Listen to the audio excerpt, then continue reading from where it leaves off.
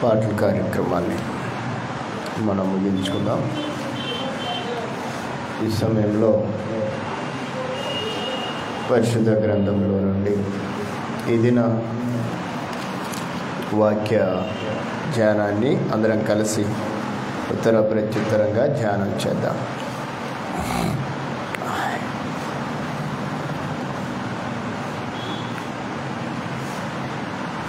అందరం లేచి నిలబడి కీర్తనల గ్రంథము 47వ కీర్తనల భాగాన్ని మనము ధ్యానం చేద్దాం. 47వ కీర్తన. సర్వజనులారా చప్పట్లు కొట్టుడి, జయధ్వనులతో దేవుని గూర్చి ఆర్భాటము చేయుడి.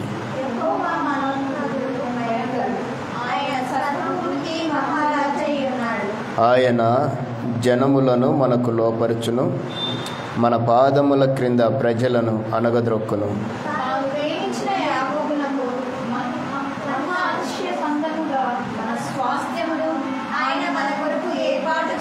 దేవుడు ఆర్భాటముతో ఆరోహణమాయను, బూరధ్వనితో యెహోవా ఆరోహణమాయను.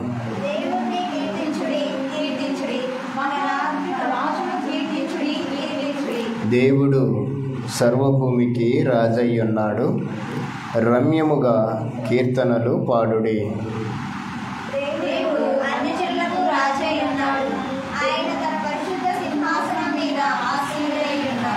జనముల ప్రధానులు అబ్రహాము యొక్క దేవునికి జనులై కూడుకొని ఉన్నారు. భూనివాసులందరూ ధరించుకొని కేడెము దేవునివి, ఆయన మహోన్నతుని ఆయను. అందరం కూర్చుందాం.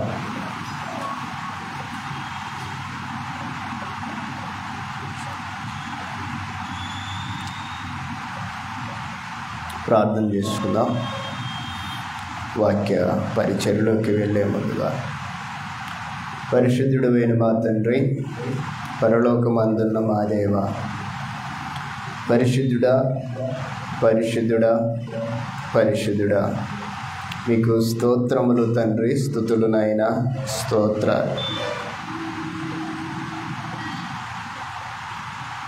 ఇంతవరకు ఈ దిన ఆరాధన క్రమంలో మాకు మీరు తోడుగా ఉండి ఈ కార్యక్రమంలో ప్రారంభ ప్రార్థనలోను కీర్తనలు పాడటలోను ఈ దిన వాక్య పఠనములో మాతో ఉన్నారయ్యా, స్తోత్రాలు. ముందున్న కార్యక్రమం కొరకై మమ్ములను మీరు సిద్ధపరచండి. ప్రసార మాధ్యమం ద్వారా ప్రత్యక్షంగా నీ పిల్లలతో మీరు మాతో మాట్లాడండి. నాకు కావలసిన ఆత్మీయతను మాకు దయచేయండి. ఈ దినమందు మేము ఒక నూతన స్థితిని పొందుకొని వెళ్ళున్నట్లుగా మమ్మల్ని మీరు జ్ఞాపకం చేసుకోనండి, దయ చూపించండి నాయన. ముందున్న కార్యక్రమంలో మీరు తోడుగా ఉండండి. మీ మాటలు వినటానికి మమ్ములను మీరు సిద్ధపరచండి. వినగలిగిన చెవులు, గ్రహింపు కలిగిన మనస్సు మాకందరికీ దయచేయండి నాయన. అయా, విన్న మీ మాటలు మా హృదయంలో భద్రపరుచుకొని నెమరు వేసుకోగలిగిన స్థితిని మాకు దయచేయండి, దయ చూపించండి. నీ పిల్లలమైన మమ్మల్ని అందరినీ మీ దయ కలిగిన హస్తాలకు సమర్పించుకుంటూ నాయన, ముందున్న కార్యక్రమం అంతట్లో మీరు మాతో ఉంటున్నారని నమ్ముచ్చు యేసుక్రీస్తు నామములో ప్రార్థిస్తున్నాను తండ్రి, ఆమేన్. ముందుగా మన పరమ తండ్రి అయిన దేవాతి దేవునికి నా యొక్క స్తుతులు స్తోత్రములు చెల్లిస్తూ ఉన్నాను. అలాగే ఈ దిన వాక్య పరిచర్యలో దేవుడు మనతో మాట్లాడనై ఉన్న దేవుని యొక్క ప్రాముఖ్యమైన మాటల్ని మనము ఒకంత ధ్యానం చేద్దాం. ప్రస్తుత దినాల్లో మనకేం అవసరమో, మన కుటుంబాలకు ఏ ఆత్మీయత కలిగి మనం ముందుకు నడవాలనో అనేది మనం అందరము కూడా ఒకంత దైవికంగా మాటల్ని ఆలోచన చేయాలి. అవసరము లేనిదంటూ ఏది లేదు, కానీ గ్రంథము ద్వారా ఆయా కాలాలకి, ఆయా సమయాలకి వ్రాయబడిన మాటల్ని మనము మనసులో ఉంచుకోవాలి. పరిశుద్ధ గ్రంథము 3 కాలాలని సూచిస్తుంది అనేది మనం మర్చిపోకూడదు. ఎప్పటికి కూడా 3 కాలాలని పరిశుద్ధ గ్రంథము సూచిస్తూనే ఉంది. ఏ కాలాలు అవి? ఏ కాలాలు? 3 కాలాలు అనగా భూతకాలాన్ని, భవిష్యత్తుని, వర్తమానాన్ని. అనగా జరిగిపోయిన కాలాన్ని చూపిస్తుంది, జరుగుతున్న కాలాన్ని చూపిస్తుంది, జరగబోయే కాలాన్ని కూడా చూపించగలిగిన గ్రంథం ఏదైనా ఉందా అంటే అది మన పరిశుద్ధ గ్రంథం అనేది మనం ఎప్పటికీ మర్చిపోకూడదు. చెప్పటంలో ఏమాత్రం మొహమాటం పడకూడదు. పరిశుద్ధ గ్రంథంలో జరిగిపోయిన సంగతులు ఉన్నాయి, జరుగుతూ ఉన్న సంగతులు ఉన్నాయి, జరగబోయే సంగతులను కూడా పరిశుద్ధ గ్రంథంలో దేవుడు చాలా స్పష్టంగా వ్రాయించి మన ముందు ఉంచాడు. ఇంత ఉన్నప్పటికీ కూడా మానవుని యొక్క జ్ఞాన వివేచన, దేవుని యొక్క జ్ఞానాన్ని చేరుకోలేని పరిస్థితులలో ఈరోజు ఉన్నారు. ప్రత్యేకంగా దేవుని పిల్లలు కూడా ఒక్కింత దైవికమైన జ్ఞానాన్ని అందుకోలేని పరిస్థితులలో ఉన్నారంటానికి ఎలాంటి సందేశం లేదు. ఎలా చెప్పగలము ఈ మాటనంటే, బైబిల్లో ఏమైతే రాయబడి ఉందో అది ఎవరికి రాయబడింది, ఎందుకు రాయబడింది, ఎప్పుడు రాయబడింది, అది ఎవరికి రాయబడింది, ఈ విషయాల్ని మనము ఆలోచన చేయాలి ఏదైనా చదువుతున్నప్పుడు.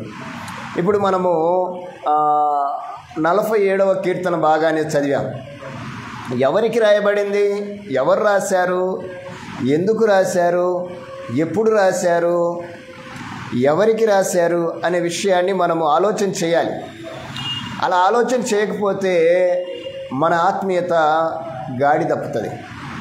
బైబిల్ని మనము ఎప్పుడు కూడా ఒక కోణంలో మన ముందు అది ధ్యానిస్తూ ఉన్నప్పుడు ఏదైనా సందర్భము మనల్ని తటస్థిస్తే ఖచ్చితంగా మనము దాని గురించి ఆగాలి.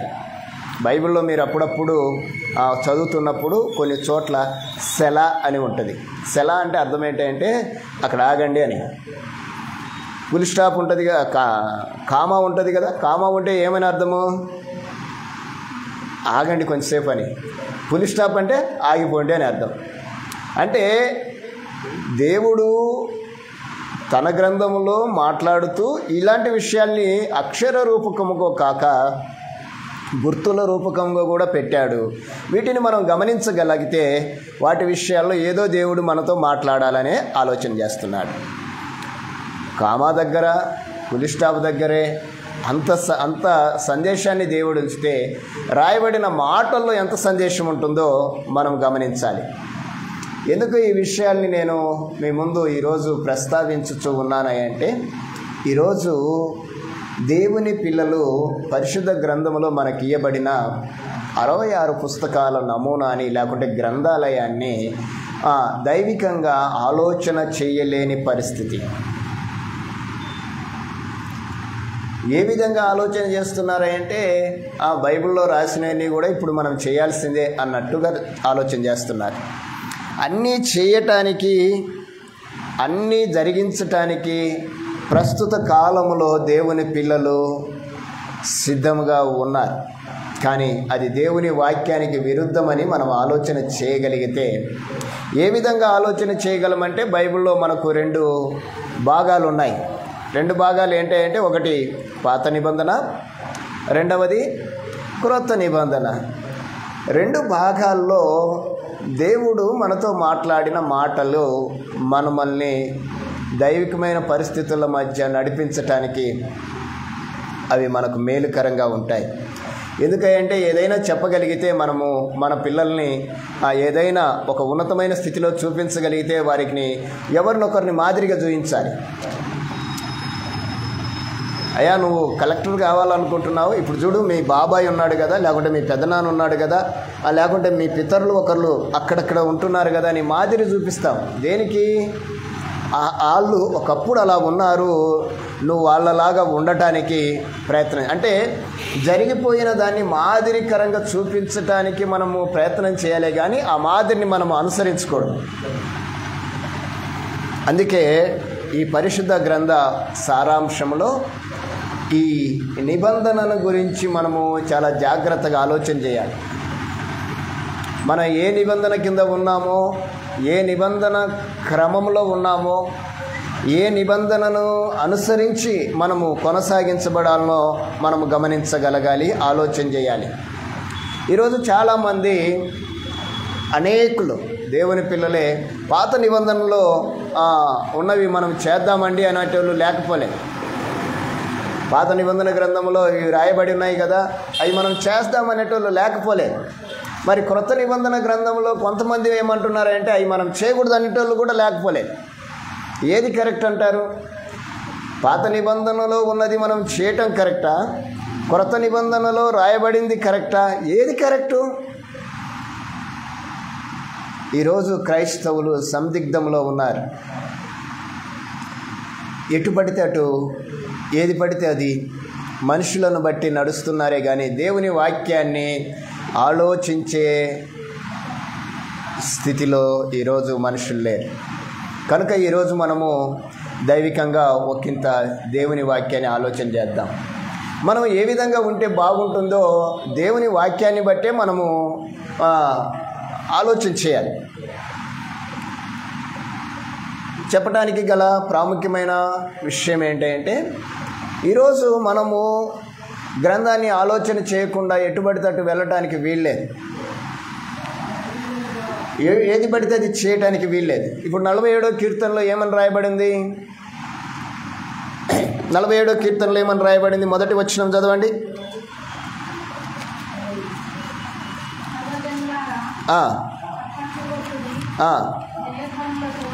రైట్,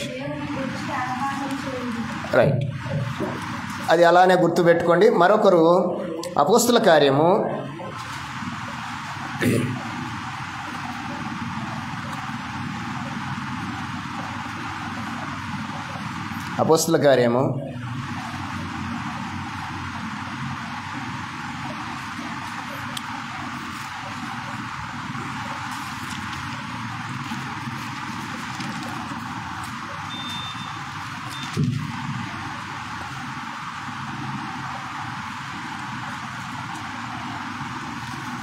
17వ అధ్యాయము 25వ వచనం చదవండి. అయితే 17వ అధ్యాయము 25వ వచనము అపోస్తుల కార్యం.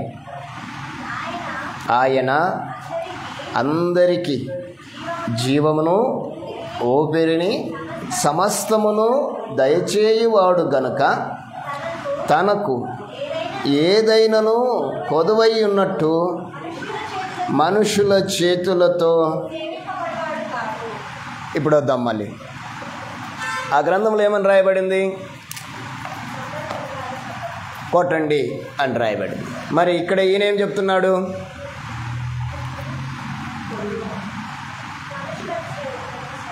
మరి ఏది చేద్దాం మనం? ఒక ఆయన చేయమన్నాడు, ఒక ఆయన చేయొద్దు అంటున్నాడు. ఏది చేద్దాం? 2 చేద్దామా? 2 చేయడానికి కుదరదు మనకి. ఏదో ఒకటే చేయాలి. మనం వెచ్చగన్నా ఉండాలి, లేదా చల్లగనైనా ఉండాలి. రెండింటిగా ఉండకూడదు. అంటే ఏం చేద్దాం చెప్పండి? అది ఎవరికి సూచించిందో తెలుసుకోవాలి, ఇది ఎవరితో మాట్లాడుతుందో కూడా తెలుసుకోవాలి. అప్పుడు మనం ఏం చేయాలో మనకు అర్థమవుతుంది. ఇప్పుడు అక్కడ ఆయన అన్నాడు, యాకోబు స్వాస్థ్యానికి అనగా ఇశ్రాయేలీలకు అది ఒక నిబంధనగా ఆ రోజు ఆయన దాన్ని ఏర్పరిచాడని అక్కడనే రాశాడు. మరి ఇప్పుడు అది మనము ఆలోచన చేస్తే ఈరోజు అది కూడా చేస్తున్న వాళ్ళు లేకపోలేదు. కానీ ఎందును బట్టి చేస్తున్నారా అంటే ఇదిగో ఆ వచనాన్ని బట్టి. అది ఎక్కడుంది అంటే బైబిల్లో ఉందంటారు. బైబిల్లో ఉంది, బైబిల్లో లేనిదేముంది? బైబిల్లో ఉన్నాయని చేయాలి. అప్పుడు ఒక చప్పట్లతో ఆగిపోకూడదు. అలాగని అన్నీ చేయాలి. ఏం చేయాలి? పాత నిబంధనలు ఏమేమి ఉన్నాయి అవన్నీ చేయాలి మనం. కానీ కొన్ని చేయరు, కొన్ని చేస్తారు. కానీ అక్కడ ఆ మాటని, ఇక్కడ ఈ మాటని మనం ఆలోచన చేస్తే ఒకంత కొత్త వాళ్ళకి ఏమనిపిస్తుంది అంటే ఇదేంది, ఒక చోట చేయమని ఉన్నాడు, ఒక చోట చేయొద్దని ఉన్నాడు అని చెప్పాడు. కనుక ఇలాంటి కన్ఫ్యూజన్లో ఉన్న మనము ఒక్కసారి మన యొక్క కాన్ఫిడెన్స్, మన యొక్క ఆలోచన శక్తిని దైవికంగా మనము గమనించడానికి ప్రయత్నం చేస్తే అది మనకు మేలుకరంగా ఉంటుంది. ఎలా మేలుకరంగా ఉంటుందో నేను చెప్తాను. ఇప్పుడు ఈ 2 వచనాలు మాత్రం మనం మనసులో పెట్టుకుందాం. ఏది? 47వ కీర్తన 17, 25వ వచనం. ఈ 2 వచనాలు మన మనసులో పెట్టుకోండి ఊరికట్లాగా. 47లో ఏమన్నాడంటే మీరు చప్పట్లు కొట్టమన్నాడు. 25వ వచనం 17వ అధ్యాయంలో ఏమన్నాడు? ఆయన చేతులతో సేవించబడేవాడు కాడు అన్నాడు. అంటే ఆ రోజు సేవించబడిన దేవుడు ఈరోజు ఎందుకు అలా ఉన్నాడు అనేది మనం ఆలోచన చేయాలి. ఆ రోజు వారికి విధిగా రాతరూపకంగా ఇచ్చిన ఆజ్ఞలు ఉన్నాయి. ఈరోజు మనకు కూడా విధిగా రాసిన రాజ్ఞలు కూడా ఉన్నాయి. ఈ రెండింటిని మనం గమనించగలగాలి. ఎలా ఉన్నాయో అనేది తెలుసుకునే ముందుగా అసలు నిబంధన అంటే ఏంటో కూడా మనం తెలుసుకోవాలి. క్రొత్త నిబంధన, పాత నిబంధన అనటమే కాదు, కానీ అసలు నిబంధన అంటే ఏంటో తెలుసుకోవాలి. ఈరోజు తెలియక 2 చేస్తున్నారు. 2 చేస్తే దేవుడు ఒప్పుకుంటాడా? దేవుడు అంగీకరిస్తాడా? ఒకసారి ఆలోచన చేయండి అమ్మా. 2 చేస్తే దేవుడు అంగీకరిస్తాడా? ఒక చిన్న మాట మీతో నేను చెప్తాను. ఒకసారి నా వైపు చూడండి. మనకు ఇప్పుడు మిద్దెలు వచ్చాయి. మిద్దెలు లేనప్పుడు మనం ఎక్కడున్నాము? గుడిసెల్లో ఉన్నాం. ఇప్పుడు మిద్దెలు కట్టుకున్నాం. మరలా మనం వెళ్ళి ఆ గుడిసెల్లో కొన్ని రోజులు ఉండి మళ్ళీ మిద్దెలోకి వస్తాము అంటానికి మన మనసు ఒప్పుకుంటుందా? ఎందుకు ఒప్పుకోదు? ఒకప్పుడు ఉన్నదే కదా, ఒకప్పుడు చేసిందే కదా, మరలాకి ఎందుకు అక్కడికి వెళ్ళలేము? అది మారిపోయింది, అది మార్చుకున్నాం, మనం మార్చుకున్నాం కనుక మనం ఇప్పుడు మనం కలిగి ఉన్న నివాసంలో ఉండటానికి ఇష్టపడతాం, కానీ పాత దాని వైపు చూడటానికి ఇష్టపడము. పాతగా ఉండటానికి అసలు ఆలోచన చేయం. అంతెందుకు?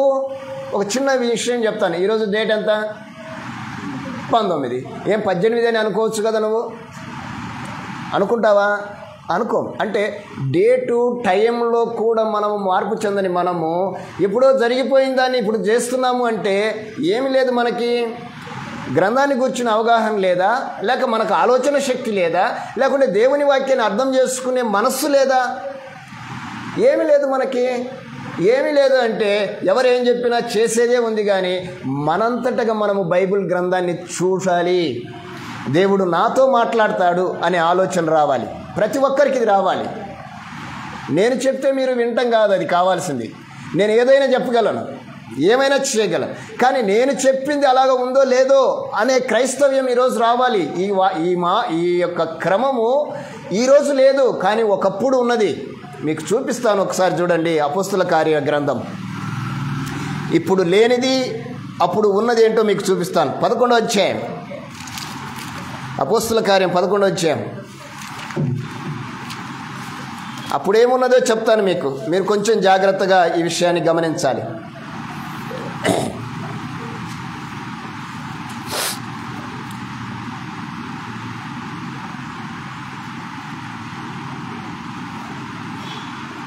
అపోస్తుల కార్యం 17వ అధ్యాయంలోనే అనుకుంటాను. ఒక్క నిమిషం. 17వ అధ్యాయంలోనే ఒక్క నిమిషం చూడండి. 11వ వచనం చదువుతారా? 17:11.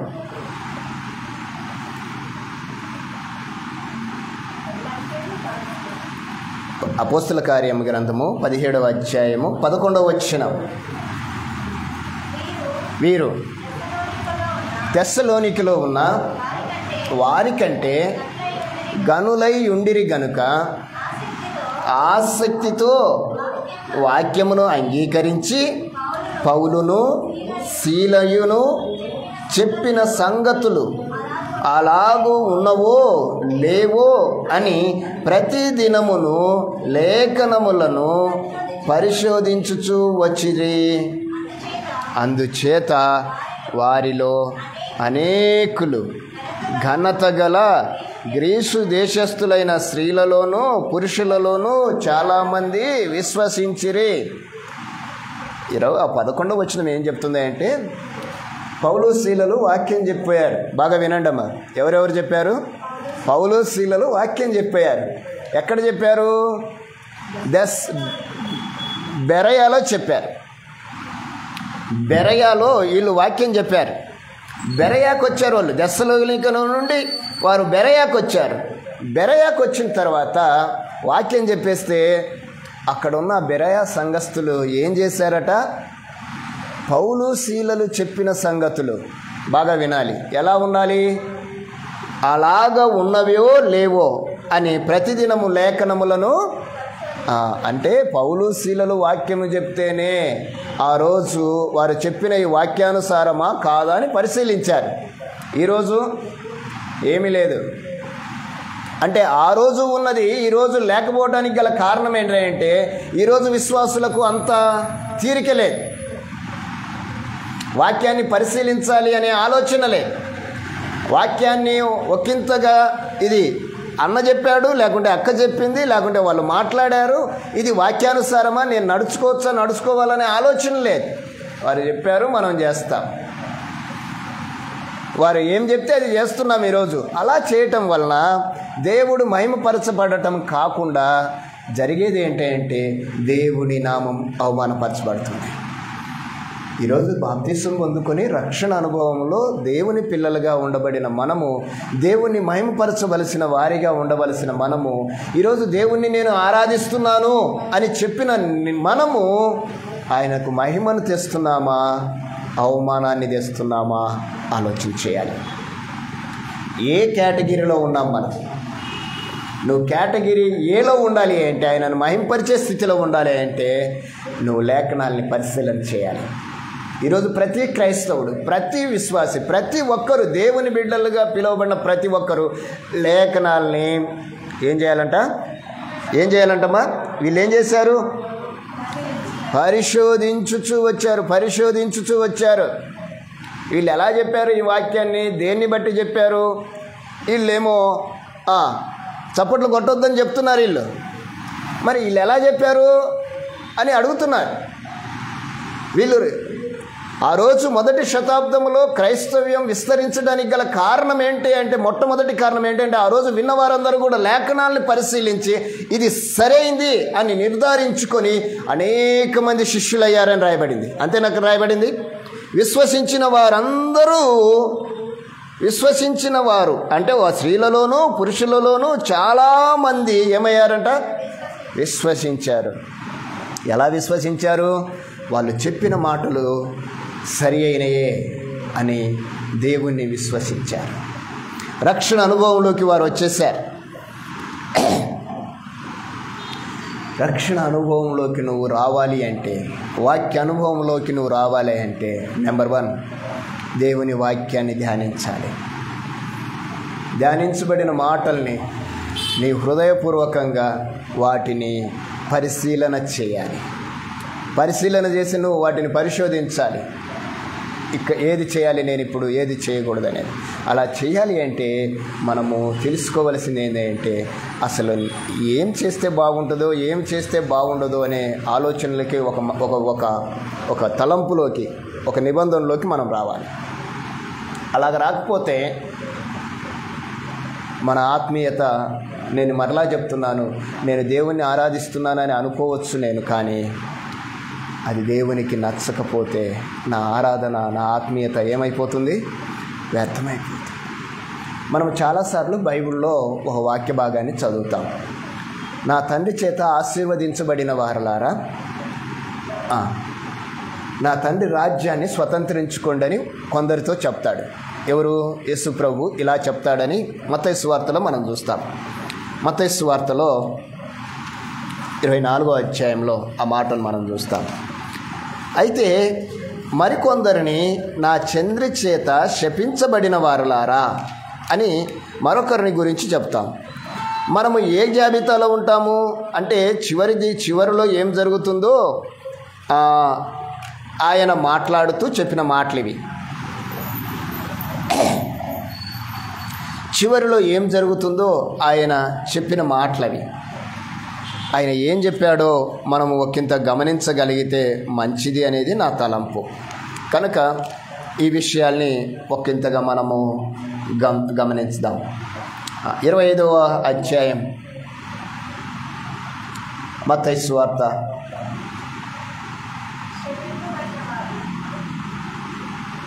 25వ అధ్యాయం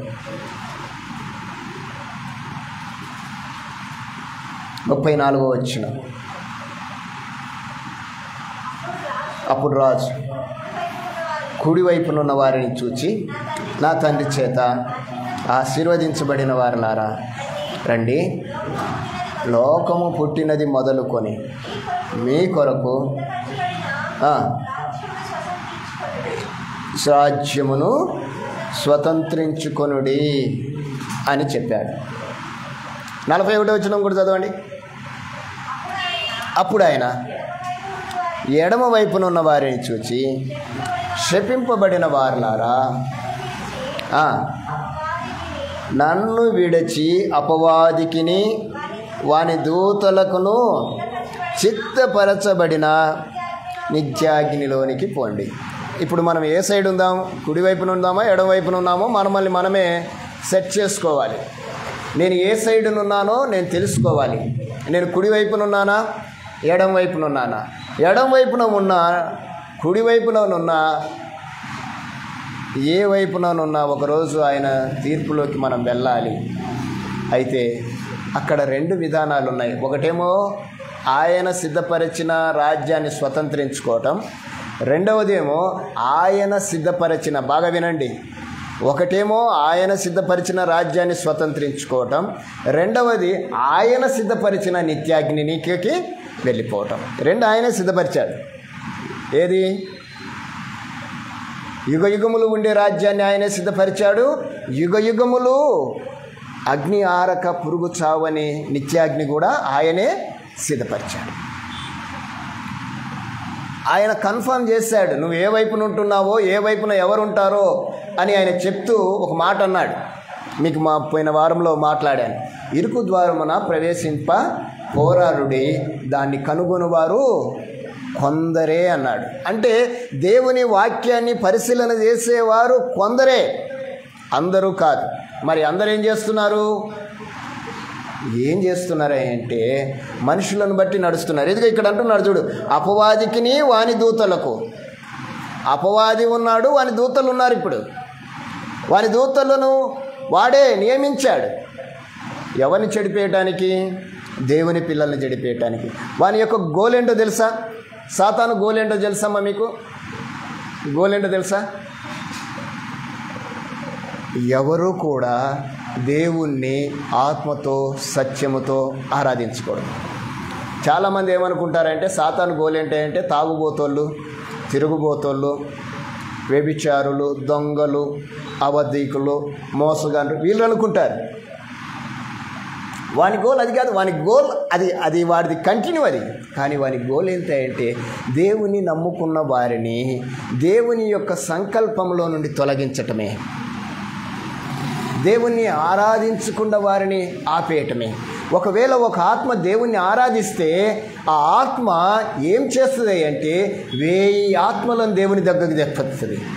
బాగా వినండి ఈ విషయం, బైబిల్ వాక్యం అది. ఒక ఆత్మతో సత్యముతో దేవుణ్ణి ఆరాధిస్తే ఆ ఆత్మ అది దైవికమే అయితే ఆ ఆత్మ దేవునికి ఏం చేస్తుంది అంటే తనలాంటి 1000 ఆత్మల్ని దేవుని సన్నిధికి నడిపిస్తుంది. ఈరోజు వాడి గోల్ ఏంటంటే ఒక్కరిని తప్పిస్తే ఎంతమందిని తప్పించినట్టు? 1000 మందిని తప్పించినట్టు. వాని గోల్ అలాంటిది, వాని ఎయిమ్ అలాంటిది. అందుకే వాడు ఉన్నాడు, వాని దూతలు ఉన్నారు. కానీ ఇక్కడ ఎవరున్నారంటే యేసు ప్రభు మాత్రమే ఉంది, ఆయన వాక్యమే ఉంది. ఆయన వాక్యం ఈరోజు మనతో చెప్తుంది మనము ఎలా ఉన్నాం, ఒకప్పుడు ఉన్న స్థితిలో ఈరోజు ఎందుకు కొనసాగలేకపోతున్నాం, ఈరోజు ఎందుకు లేఖనాలని పరిశీలించి ఏది వాస్తవమో దేంట్లో నేను నడవాలని ఎందుకు ఆలోచన చేయలేకపోతున్నామంటే మనకంత ఓపిక లేదు, తీరిక లేదు, పైపెచ్చు టైం కూడా లేదు. అందుకే ఈరోజు వాక్యాన్ని గూర్చిన పట్టు కానీ పరిశీలన కానీ పరీక్ష కానీ లేదు. ఈరోజు ఎటుబడితే అటు పోవటానికి గల కారణం ఏంటంటే దైవికంగా నేను నిజంగా దేవుణ్ణి ఆరాధిస్తున్నానా లేదా అని నన్ను నేను పరిశీలన చేసుకోకపోవటమే, అద్దం ముందుకెళ్ళి నన్ను నేను చూసుకోకపోవటమే. అందుకే ఈరోజు మనుషులు ఎటుబడితే అది చేస్తున్నారు. ఇప్పుడు మీరు చూడండి 47వ కీర్తనలో కొట్టమన్నాడు కనుక కొట్టమని కొట్టేటోళ్ళు లేరంటారా? ఉన్నారా లేరా? హల్లెలూయా స్తోత్రాలు చెప్పేటోళ్ళు లేరంటారా? మరి ఇక్కడేందినా ఇలా వద్దంటున్నాడే? మరి ఏది సత్యం అని తెలియాలి అంటే మనం లేఖనాల్ని ఏం చేయాలి? ఇప్పుడు పరిశీలన చేయాలి. లేఖనాల్ని పరిశీలన చేస్తే మనం ఏం చేయాలో తెలుస్తుంది. అంతేగాని లేఖనాల్ని పరిశీలన చేయకపోతే మనుషులు చేసేదే చేస్తాము. మన మనుగడ, మన ఆత్మీయత తగ్గించుకుంటాం. కనుక ఈ విషయాన్ని మీ ముందు ఉంచే ముందుగా ఇదిగో మీరు చూడండి, నిబంధనలు అని రాసి క్రొత్త నిబంధన అని రాశాం. అసలు నిబంధన అంటే ఏంటి? ఒడంబడిక, ఒప్పందం. నిబంధన అంటే ఏంటమ్మా?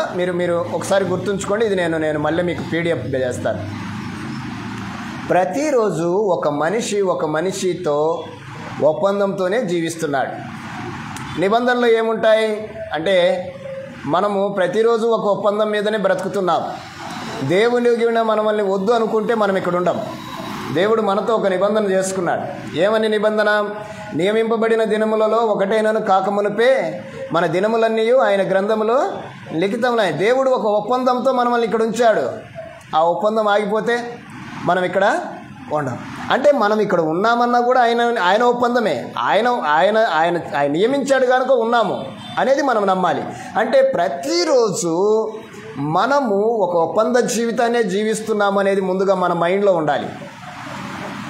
అయితే నిబంధనలో, ఈ ఒప్పందంలో ఏముంటాయమ్మా?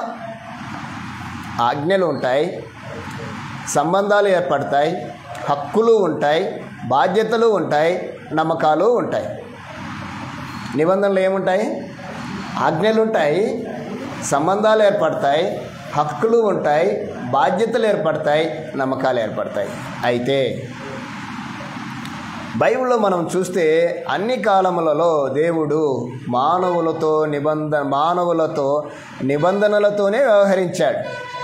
బాగా చూడండి. మీకు ఆదాముతో దేవుడు నిబంధన చేసుకున్నాడు, నోవాహుతో నిబంధన చేశాడు, అబ్రహాముతో నిబంధన చేశాడు, ఇశ్రాయేలీలతో నిబంధన చేసుకున్నాడు, దావీదుతో నిబంధన చేశాడు.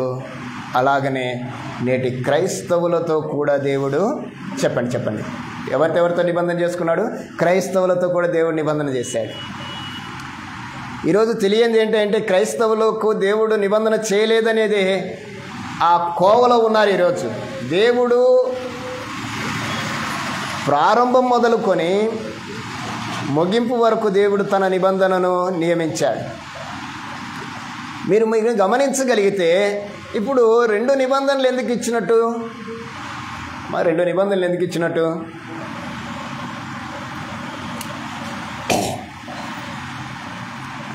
మన ఇంట్లో ఎన్ని టీవీలు ఉన్నాయమ్మా? 2 ఎందుకు ఉన్నాయి? చెప్పండి 2 ఎందుకు ఉన్నాయి? ఒకటేమో పాతది, చెప్పండి మీరు, ఒకటి కొత్తది. ఇప్పుడు మీరు పాత దాంట్లో పిక్చర్స్ చూస్తున్నారా, కొత్త దాంట్లో చూస్తున్నారా? ఈ పాత దాంట్లో చూడరా? ఎందుకు చూడరు? దాంట్లో బొమ్మ రాదా? సౌండ్ రాదా? ఏమైనా ట్రబులా? ఏమైంది? అప్డేట్ అయింది. ఏం జరిగింది? అప్డేట్ జరిగింది. ఆ తెర అప్పటికి సరిపోయింది, కానీ ఇప్పుడున్న తెర ఇప్పటికి సరి అయింది. చిన్న లాజిక్కే ఉంది, కానీ అది చూడం. కానీ అది ఏమైనా చూస్తే మనకేం గుర్తొస్తుందో తెలిసినా, మేము అప్పుడు కష్టపడి కదా, అప్పట్లో కష్టపడి పైసా కూడబెట్టుకొని అది కొన్నాము అని. కానీ ఇప్పట్లో ఇది కూడా అలాంటిదే, కానీ ఇది చూస్తున్నాము, అది పక్కన పెట్టాం. అంటే అది మనకి పాత జీవితాన్ని గుర్తు చేస్తుంది, ఇది ఇప్పుడు మనం నడుస్తున్న జీవితాన్ని గుర్తు చేస్తుంది. నేను సింపుల్గా చెప్తున్నాను, భౌతికంగా ఆత్మీయంగా చెప్తాను, కొంచెం ఆలోచన చేయండి. ఒకప్పుడు ఇశ్రాయేలీలకి, దేవుని పిల్లలకి సున్నతి ఉందా లేదా? ఇప్పుడు ఎందుకు లేదు? ఇప్పుడేముంది? సున్నతి లేకపోలేదు, ఉంది. ఇప్పుడేముంది? బాప్తిస్మం అనే సున్నతి ఉంది. ఇప్పుడు ఇదే చేస్తున్నాము, అది ఎందుకు చేయటం లేదు? ఏమా? అప్పట్లో దహన బలులు ఉన్నాయి, గొర్రెలు, మేకలు, ఎడ్లను, వీటన్నింటినీ వధించే కార్యక్రమం ఉంది. మరి ఇప్పుడు ఎందుకు లేదు? ఇప్పుడు ఎందుకు చేయటం లేదు? ఇప్పుడు దాన్ని అనుసరిస్తున్నామంటే ఆయన చేయాలి కదా. ఆయన చేయొచ్చా చేయకూడదా? అప్పుడు గుడారాలు ఉన్నాయి, ఇప్పుడేం బిల్డింగ్లు అయిపోయాయి. గుడారాలు ఎందుకు నివసించమంటే మీరు ఇప్పుడే చెప్పారు అవి బాగోవని. ఇప్పుడు అది దాంట్లో ఏదో ఒకటి చేద్దాం అనుకునే దానికంటే కూడా ఏదో ఒకటి చేద్దామంటే ఇప్పుడున్నది చేస్తే ఒప్పుకుంటుందా? ఏమా మీరు నేను మళ్ళీ ప్రాక్టికల్గా చెప్తాను. 2 టీవీలను పెడితే ఏ టీవీ చూస్తామని చెప్పండి? పక్కనే పెట్టినా ఏది చూస్తాము? ఏది క్లియర్గా ఉంటుందో అది చూస్తాం. నేను చెప్తాను, మీకు బాగా వినండి. పాత నిబంధన ముసుగు వేయబడిన నిబంధన, క్రొత్త నిబంధన ముతుకు తీసిన నిబంధన. ఈ రెండింటినీ మీకు బైబిల్లో ఉన్నవే, నేను మళ్ళీ కొత్తగా చెప్పడానికి ఏమి ఇష్టపడను. ఈ నిబంధనలు ఏముంటాయో ఇక్కడ చెప్పాడు. బాగా వినండి. నిబంధనలు ఏముంటాయంటే ఆజ్ఞలు ఉంటాయి. అంటే కొత్త నిబంధనలు ఆజ్ఞలు లేవా? ఉన్నాయి. పాత నిబంధనలు ఆజ్ఞలు లేవా? ఉన్నాయి. మరి పాత నిబంధనలో ఉన్నవి కరెక్టే అయితే, సరి అయినవి అయితే ఈరోజు మనం ఎందుకు క్రొత్త నిబంధనలోకి వస్తాం? ఎందుకు వస్తాం చెప్పండి? పాత నిబంధనలో ఉన్నాయే కరెక్ట్ అయితే క్రొత్త నిబంధనలోకి ఎందుకు వస్తాం? ఎందుకు వస్తామమ్మా? ఏదో తేడా ఉంది అని అర్థం చేసుకోవాలి, అంతేనంటారా? సరే రండి, ఒక్క నిమిషం నాతో పాటు హెబ్రీలకు రాసిన పత్రికలోకి రండి. కొన్ని విషయాల్ని మాట్లాడుకుందాం. అక్కడ ఏమన్నా దేవుడు మాట్లాడుతున్నాడేమో.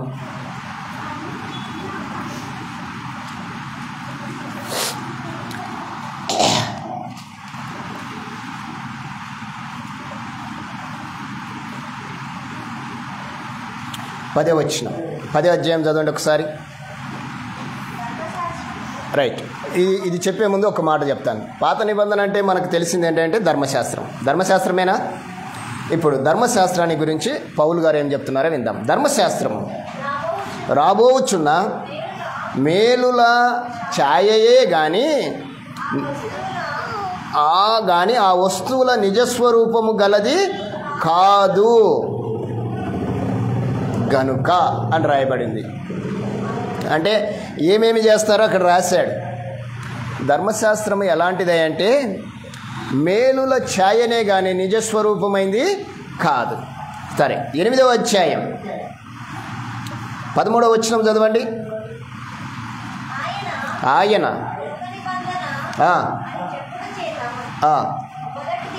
మొదటిది పాతదిగా చేసి ఉన్నాడు, ఏది పాతగిలి ఉడిగిపోవునో అది అదృశ్యమగుటకు.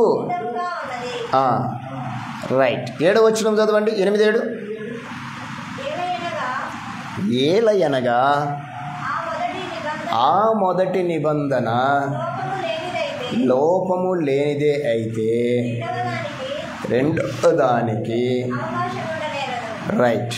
ఇప్పుడు రండి, ఇటు చూడండి. ఇంకా మొదటి నిబంధన ఎలాంటిది? మొదటి నిబంధన ఎలాంటిది అని చెప్తున్నాడు ఈయన. 8వ అధ్యాయం 7వ వచనం. మొదటి నిబంధనలో ప్రస్తుత కాలానికి సంబంధించిన కొంచెం లోపం ఉంది. అప్పటికి సరిపోయింది. అది ఎప్పటికీ? అప్పటికి సరిపోయింది. కానీ ఇప్పటికీ దాంట్లో ఏం కనిపించింది అంటే లోపం కనిపించింది. అందుకే దేవుడు అన్నాడు, వీటన్నింటినీ తీసేయాలి అంటే మనుషుల వల్ల కాదు, పశువుల వల్ల కాదు. ఎవరు తీసేయాలి? ఎవరైతే నిబంధనను రాశాడో వారే తీసేయాలి. అంతేనా కాదా? ఇప్పుడు ఒకటి రద్దుపరచాలంటే ఎవరు రద్దుపరచాలి? మనం బాండు తీసుకున్నాం, డబ్బులు తీసుకున్నాం, రద్దుపరచాలి. ఎవరు రద్దుపరచాలి? తీసుకున్న వ్యక్తి రద్దుపరచాలి. నేను సంతకం పెడతానంటే కుదురుతుందా? కనుక ఎవరైతే దాన్ని తీశారో ఆయనే రద్దుపరచాలి. అది రద్దుపరచకుండా మరొకటి ఉండటానికి వీల్లేదు. రద్దుపరిస్తేనే మరొకటి వస్తుంది, రద్దుపరచకుండా మరొకటి రాదు. అలాగనే పాత నిబంధనని రాసిన వ్యక్తే రద్దుపరిచాడు. రద్దుపరిచిన వాడే క్రొత్త నిబంధనని ఇచ్చాడు. ఎలా రద్దుపరిచాడు అంటే తనకు తానే బలి అయిపోయాడు. ఎందుకంటే మరణము అది ఎప్పుడు రద్దవుతుంది అంటే అది రాసిన వాడు చనిపోవాలి. అది అప్పుడు రద్దవుతుంది. అంతేనా కదా? మరణ శాసనము రాశాడు ప్రభువారు. దాన్ని రద్దు చేయాలంటే ఎవరు చావాలి? రాసిన ఆయన చనిపోవాలి. రాశాడు కనుక చనిపోయాడు, దాన్ని రద్దు చేసేసాడు. ఇప్పుడు దాని స్థానంలో ఏం కావాలి? మరలా ఇప్పుడు కొత్తది రావాలి. కనుక కొత్తది వస్తుందని దేవుడు ఎప్పుడో మాట్లాడాడు. క్రొత్త నిబంధన వస్తుందని దేవుడు ఎప్పుడో చెప్పించాడు, తన ప్రవక్తల ద్వారా మాట్లాడాడు. అనేక సందర్భాల్లో దేవుడు వాటి విషయాన్ని ప్రస్తావించాడు. మీరు చూడండి, ఇర్మియా గ్రంథము 31వ అధ్యాయం 31వ వచనం. ఇర్మియా గ్రంథము 31వ అధ్యాయం 31వ వచనం.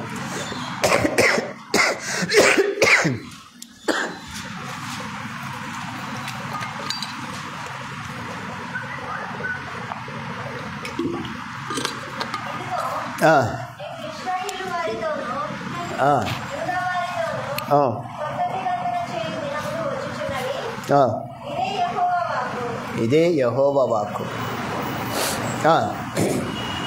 చదవాలమ్మా.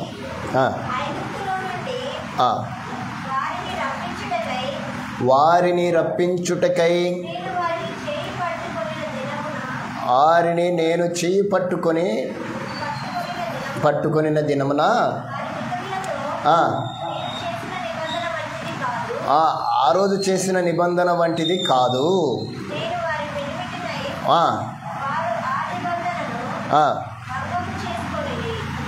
నేను వారి పెనిమిటినైనను ఆ నిబంధనను వారు భంగము చేసుకొనిరి. ఇదే యెహోవా వాక్కు. బాగా వినండి, ఇప్పుడు వినండమ్మా. ఈ దినములైన తర్వాత ఇశ్రాయేలు వారితో యూదా వారితోనూ చేయబోవు నిబంధన ఇదే. వారి మనస్సులలో నా ధర్మ నిధులు ఉంచెదను, వాటి హృదయముల మీద వాటిని వ్రాయుదును. ఇదే యెహోవా వాక్కు. ఇంకేమైనా ఉందమ్మా? నేను వారికి దేవుడినయ్యుందును, వారు నాకు జనులై ప్రజలై యందురు. వారి పాపములను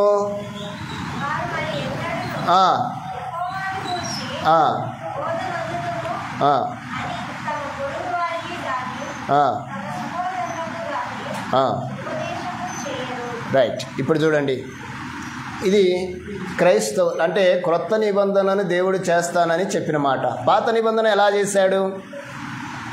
పాత నిబంధన ఎలా చేశాడమ్మా? పాత నిబంధన ఎలా ఇచ్చాడు? పాత నిబంధన ఎలా ఇచ్చాడు దేవుడు? ఎక్కడ ఇచ్చాడు? సీనాయి పర్వతం మీద ఇచ్చాడు. ఎక్కడ రాశాడు వాటిని? పాత నిబంధనలని లేకుంటే ఆజ్ఞలని దేవుడు ఎక్కడ రాశాడు? ఎక్కడ రాశాడమ్మా? చెప్పమ్మా. సీనాయి పర్వతం మీద. దేని మీద రాశాడు? రాతి పలకల మీద రాశాడు. దేంతో రాశాడు? తన వ్రేలితో రాశాడు. బాగా మీరు ఆలోచన చేయండి. దేవుడు సీనాయి పర్వతం మీద రాతి పలకలను 2 చేసి వాటి మీద ఆయన తన వ్రేలితో రాశాడు. బాగా వినండి, దేవుడు రాశాడు. అవునా? దేవుడు రాసినవి ఎలా ఉన్నాయంటే అప్పటికి సరిపోయినాయి. కానీ మీరు అప్పటికి సరిపోయినాయి అంటే గినా నేను ఒప్పుకోను. ఎందుకంటే ఆజ్ఞలు ఉన్నా కానీ వాటిని అనుసరించి ఇశ్రాయేలీలు చెప్పండి నడిచారా? నడవలేదు. పలుమార్లు తొలగిపోతూనే వచ్చారు. వస్తూ ఉంటే దేవుడు ఆలోచన చేశాడు, ఎందుకు ఇలా జరుగుతుంది, దీనికి ప్రక్షాళన ఏంటి అని ఆలోచన చేసి ఒకటే ఆలోచన చేశాడు, ఇది కాదు మరొకటి చేయాలి. అర్థమవుతుందా మీకు? వారు తొలగిపోతూ ఉంటే దేవుడు ఆలోచన చేశాడు మరొకటి. ఏంటి ఆ ఆలోచన అంటే క్రొత్తది చేయాలి.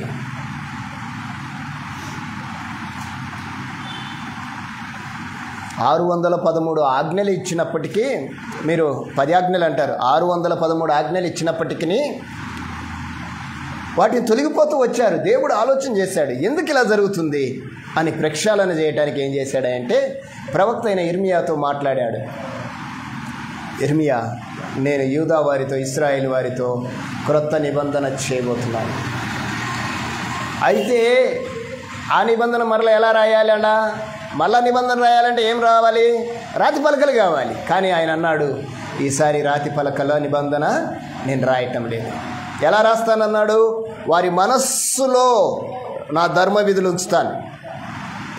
ఇప్పుడు దేవుడి క్రొత్త నిబంధన క్రైస్తవులం అయితే మన మనస్సులో ఏముండాలి?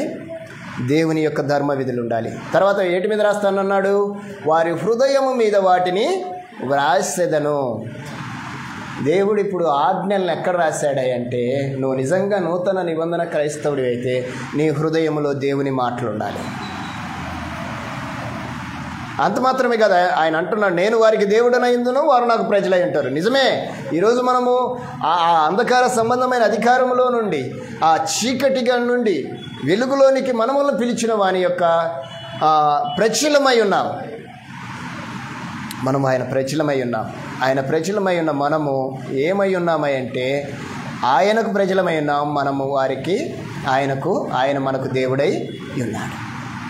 ఎప్పుడైతే ఆయన మనకు దేవుడైతాడో ఇక మన పాపాలని ఆయన గుర్తు చేసుకో. మన పాపాలని గుర్తు చేసుకోకపోకుండా ఉండటానికి మనము చేసే యాగమే ఇది ఈ నూతన నిబంధన ఆరాధన క్రమం. అంటే ధర్మశాస్త్రాన్ని దేవుడు తీసేసి, లేకుంటే పాత నిబంధనను దేవుడు తీసేసి క్రొత్త నిబంధనను ఇచ్చాడు అని చెప్పటానికి బైబిల్లో అనేకమైన ఉదాహరణలు ఉన్నాయి. పాత నిబంధనలో చేసేటివన్నీ ఈరోజు నూతన నిబంధన క్రైస్తవులు చేయటానికి వీలు లేదు. చేయొచ్చు అంటారమ్మా? చేస్తే కొన్నే చేయాలి అనేది ఏమన్నా ఉంది అక్కడ? ఇప్పుడు కొట్టేశాను అంటే అర్థం ఏంటి? తీసేశాను అంటే అర్థం ఏంటి? బైబిల్లో ఎన్ని మార్లో చెప్పాడు. కొలసీలకు రాసిన పత్రికలో మనకు విధి రూపముగా ఉన్న ఆజ్ఞలను దేవుడు సిలువలో వాటిని ఏం చేసేసాడు? కొట్టివేసేసాడు. ఆ చేవరాతను తుడిచేసేసాడు అని రాశాడు. ఇప్పుడు తుడిచేస్తే ఏమన్నా కనపడుతుంది అక్కడ? ఇప్పుడు మనం బోర్డు మీద రాసాం, ఉన్నంతసేపు కనపడుతుంది. తుడిచేస్తే క్లియర్ అవుతుంది. అంటే ఇంకా ఏమీ లేదు. అది కాదు. మరి ఏది? ప్రస్తుత నిబంధన దేవుడు ఉంచాడు. ఎందుకో తెలిసిన? నేను వారికి దేవుడనై ఉండాలి, వారు నాకు ప్రజలై ఉండాలి. అందుకే నేను రాతి పలకలు కాదు, వారి హృదయంలో రాస్తున్నాను, వారి మనస్సులో నా ధర్మ విధులు ఉంచుతున్నానని చెప్పి ఇదిగో ఇక్కడ కొన్ని వ్యత్యాసాలు మీకు ఇచ్చాడు. నేను చదువుతాను, వాటిని మీరు ఒకసారి ఇది నేను మళ్ళీ మీకు పీడిఎఫ్ చేస్తాను. పాత నిబంధన రాతి పలకల మీద రాయబడింది. క్రొత్త నిబంధన మెత్తని హృదయం మీద రాయబడింది. రాతి పలకల మీద రాయబడింది అని దానికి చాలా మన దగ్గర ఉన్నాయి. ద్వితీయోపదేశకాండం 5వ అధ్యాయం 2 నుంచి 3 వచనాలు ధర్మశాస్త్రం మనకి ఇచ్చింది రాశాడు. దేవుని వేరుతో రాశానని.